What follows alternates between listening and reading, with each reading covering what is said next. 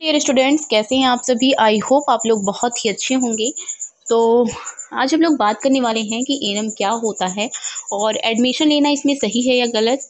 And next बात करेंगे कि इसकी सिलेबस क्या रहते हैं, क्या क्या चीज़ें हमको पढ़नी रहती हैं और एनएम करने से हो सकता है पैसे बर्बाद या फिर एनएम क्या होने वाला है बंद।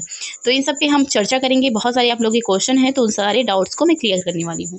तो देखिए, जो एनम होता है ना, एनम का फुल फॉर्म होता है एक्चुअली नर्स मिडवाइफ। तो एनम जो होता है वो 2 साल का कोर्स है जिसमें कि 6 मंथ क्या होता है कि आपका होता है ट्रेनिंग, जो कि हॉस्पिटल में होता है। वो सीएचओ हो सकता है या फिर डिस्ट्रिक्ट हॉस्पिटल हो सकता है। तो वहाँ पे आपकी ट्रेनिंग होती है। बहुत सारे कॉलेज ऐसे रहते हैं जो प्राइवेट हॉस्पिटल में भी ट्रेनिंग करवाते हैं। तो कुछ कुछ कॉलेज में क्या होता है कि 2 साल की पढ़ाई करने के बाद 6 मंथ का ये करवाया जाता है ट्रेनिंग। और कुछ कुछ कॉलेज ऐसे होते हैं जो उसी 2 साल के अंतर्गत ही ये 6 मंथ का इंटर्नशिप भी करवा देते हैं कंप्लीट। तो ये कोर्स होता है। और इस पे अगर हम बात करें कि आपकी पोस्टिंग कहाँ पे होती है, तो आपकी जो पोस्टिंग होती है वो एक सब सेंटर पे होती है। आप लोग देखते होंगे गांव वगैरह में एनएम लोग आती हैं जो कि इम्यूनाइजेशन, जो कि बच्चों को इंजेक्शन लगाती हैं। तो बस वही काम आपका रहता है कि एक सब सेंटर पे 5,000 की जनसंख्या पे आप नियुक्त की जाती हैं और वहाँ पे आपका खुद का एक सब सेंटर होता है। वहाँ पे आप रहती हैं और वहाँ पे आवास भी मिलता है। तो जिसका मन करता है रहता है, जिसका मन करता है नहीं रहता है। और ये सब सेंटर भी 2 टाइप्स की होती हैं। एक ऐसा सब सेंटर होता है जहाँ पे डिलीवरी वगैरह होती है, और एक ऐसा होता है जो कि फील्ड वर्क करना रहता है। आपको गांव गांव में जाकर वो लगवाना रहता है, टीकाकरण करना रहता है। तो आप उसमें से सेलेक्ट होने के बाद सेलेक्ट कर सकती हैं कि आपको डिलीवरी वाले सब सेंटर पे रहना है या फिर आपको गाँव गाँव में जाकर टीकाकरण करना है। तो दोनों अच्छे होते हैं। जिसको फील्ड वर्क में नहीं जाना रहता है वो आराम से सब सेंटर पे बैठ सकता है, डिलीवरी वगैरह का काम रहता है। और जो फील्ड में वर्क करना चाहता है, इन सब चीज़ों से दूर रहना चाहता है, तो वहाँ पे फील्ड में जाकर इम्यूनाइजेशन कर सकता है। 5 से 6 घंटे की ड्यूटी रहती है, बहुत ज़्यादा ड्यूटी भी नहीं रहती है। तो एडमिशन लेना सही है या गलत। देखिए, एडमिशन की बात करें तो एडमिशन ये आपके ऊपर डिपेंड करता है कि ये सही है या गलत। आप ये सिलेक्ट कर सकते हैं। मैं भी सारी चीज़ों को बताऊँगी तो आपको खुद लगेगा कि आपका एडमिशन लेना सही है कि या गलत। सिलेबस की बात करें तो सिलेबस जो होता है, जब फर्स्ट ईयर रहता है तो आपको 4 सब्जेक्ट पढ़ने रहते हैं, जिसमें कि community health centre, child health nursing, primary health primary health nursing, और एक रहता है हेल्थ प्रमोशन। तो ये 4 सब्जेक्ट होते हैं जो आपको पढ़ने रहते हैं। वहीं बात करें कि सेकेंड ईयर में जब आप पहुंच जाते हैं तो सेकेंड ईयर में आपको बस 2 सब्जेक्ट पढ़ने रहते हैं, जो कि मिडवाइफ्स होता है, एक मिडवाइफरी, और दूसरा जो होता है वो हेल्थ सेंटर मैनेजमेंट।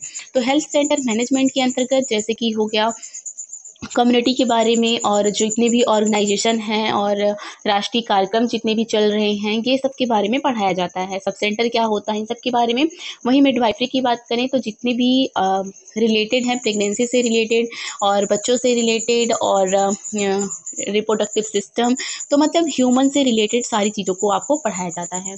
वहीं अगर फर्स्ट ईयर की बात करें तो फर्स्ट ईयर में जो चाइल्ड हेल्थ नर्सिंग रहता है, तो उसमें चाइल्ड के बारे में सब कुछ, जब वो बच्चा पैदा होता है कैसे बड़ा होता है, इन सब चीज़ों के बारे में पढ़ाया जाता है। और कम्युनिटी हेल्थ सेंटर जो होता है, कम्युनिटी हेल्थ नर्सिंग सॉरी, तो उसमें भी वही जो हेल्थ सेंटर मैनेजमेंट में रहता है सेकेंड ईयर में, वही चीज़ें लगभग कम्युनिटी हेल्थ नर्सिंग में भी रहती हैं। प्राइमरी हेल्थ की बात करें तो इसमें ड्रग्स वगैरह, फर्स्ट एड क्या होता है, बीमारियाँ कितनी होती हैं, जितनी भी बीमारियाँ होती हैं उन सबको पढ़ाया जाता है।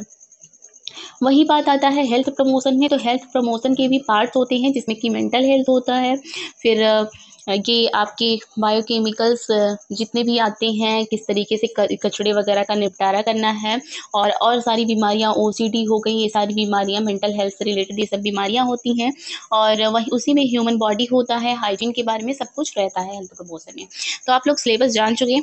तो एनएम करने से हो सकता है पैसा बर्बाद। जी देखिए, अगर आपको लग रहा है कि आप बहुत अच्छे हैं पढ़ने में, तो आपको एनएम नहीं करना चाहिए। आपको बीएससी नर्सिंग या फिर जीएनएम की लाइन चूज़ करनी चाहिए।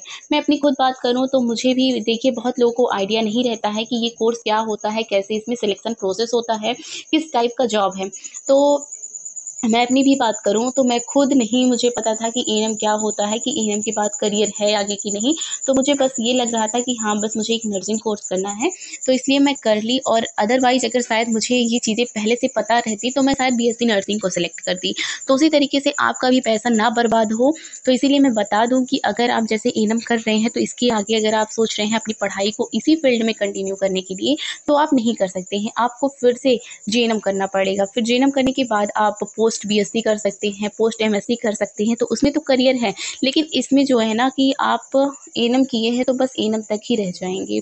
तो अगर आपको अदरवाइज़ अच्छी पोस्ट लेनी है, खूब अच्छी तरीके की पोस्ट लेनी है, डॉक्टर के नीचे रहना है, मतलब आप सोचते हैं कि बढ़िया पोस्ट हो आपकी, तो आपको जीएनएम या फिर बीएससी नर्सिंग करना है। क्योंकि अगर आप बीएससी नर्सिंग करते हैं तो एमएससी नर्सिंग भी कर सकते हैं। आपकी जो ग्रेजुएशन लेवल है वो बढ़ती जाती है। और उसी तरीके से जीएनएम भी है, अगर आप एक बार कर लेंगे जीएनएम तो फिर क्या होगा कि आप पोस्ट बीएससी कर लेंगे तो आपको बीएससी नर्सिंग की भी डिग्री मिल जाएगी। तो अगर आपको करना है अच्छा खासा कुछ, तो फिर मेरा एडवाइस ये है कि आप बीएससी नर्सिंग या फिर जीएनएम करिए। अदरवाइज आपको जैसे बहुत जल्दी जॉब लेनी है, या फिर आपको लग रहा है कि आपके कम पैसे लगे, कम टाइम में हो, क्योंकि ये 2 साल का कोर्स है और जीएनएम जो होता है वो 3 साल का होता है, बीएससी नर्सिंग 4 साल का होता है। तो अगर आपको लग रहा है कि जल्द से जल्द आपकी जॉब लग जाए, या फिर जल्द से जल्द आपका कोर्स कंप्लीट हो जाए, चाहे जैसी भी जॉब हो, तो आप इसको कर सकते हैं। देखिए, बात चल रही है एएनएम क्या होने वाला है बंद, तो ऐसी बहुत सारी अफ़वाहें चल रही हैं कि बंद होने वाला है, बट ऐसा कुछ भी नहीं होने वाला है। देखिए, जो भी रूल रेगुलेशन या फिर जो भी चीज़ें चल जाती हैं ना, अगर कोई संस्था चल जा रही है, तो फिर वो बंद नहीं होगी। और ख़ासकर एएनएम तो बिल्कुल भी नहीं है। अगर ये बंद हो जाता है, फिर टीकाकरण कौन करेगा? बहुत लोग ऐसी बातें कर रहे हैं कि ये टीकाकरण का काम जीएनएम लोग करेंगे, तो ऐसा सरकार नहीं कर सकती है, ठीक है? अगर उसको करना रहता तो मतलब कर ही नहीं सकती। जो चीज़ें चल चुकी हैं, वो चलती ही रहेंगी। तो आई होप आप लोगों के सारे डाउट्स क्लियर हो गए होंगे। और अगर कोई और डाउट्स है तो आप लोग कमेंट बॉक्स में बता सकते हो। फिर ठीक है, मिलते हैं नई वीडियो के साथ, तब तक के लिए धन्यवाद।